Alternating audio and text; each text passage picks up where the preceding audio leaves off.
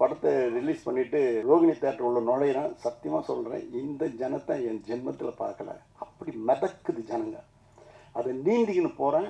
என் பேர பசங்கள்லாம் கூப்பிட்டு போகிறதுக்கு செக்யூரிட்டியை கூப்பிட்டு அவங்களுக்கு அவனை கொஞ்சம் முன்னே அனுப்புங்களா அப்படின்னு இழுத்தும் போகிற அளவுக்கு ஜனத்திரல். அங்கே போகும்போது அந்த கையில் அவங்க கட்டி இந்த ரிஸ்ட்டை கட்டி அந்த லைட்டை காமிச்சு அவங்க ஆடுறதும் பாடுறதும் கொண்டாடுறதும் அந்த ஸ்க்ரீனுக்கு முன்னாடி போய் ஆடுறதும் தேவி ஸ்ரீபிரசாத்தையும் தம்பி சோபியும் நினச்சி சந்தோஷப்படுறது இல்லாமல் அதில் வந்து விஜயினுடைய பங்களிப்பு இருக்குது. ஒரு மேனரிசம் அதை ஃப்ரேம் டு ஃப்ரேம் செதுக்கியிருக்கிறாங்க.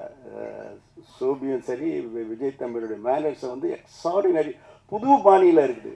இன்னைக்கு அதாவது அந்த படத்துக்கு ஒரு பெரிய மைல்ஸ்டோனாக அந்த பாடலும் அமைஞ்சது. அவ்வளோ பிரமாதமாக பண்ணியிருக்காங்க. படப்பிடிப்பில் தம்பி விஜய் கொடுத்த ஒத்துழைப்புலாம் ஒரு இடத்துல கேரவன் இருக்குது, அங்கேருந்து வரத்துக்கு லேட்டாகும்னு என் பையன் சொல்லுவான் பரந்தாமன். அப்போ அவர் வந்து குவாலிஸ் பக்கத்தில் நின்று லுங்கி கட்டின்னு ட்ரான்ஸ்லேட் பண்ணார்ப்பா அப்படின்னு. இப்படி தயாரிப்பாளர்களுக்கு எந்தவித சிரமமும் இல்லாமல் தயாரிப்பாளர்களை ஊக்குவித்து உயர்த்திய தலையா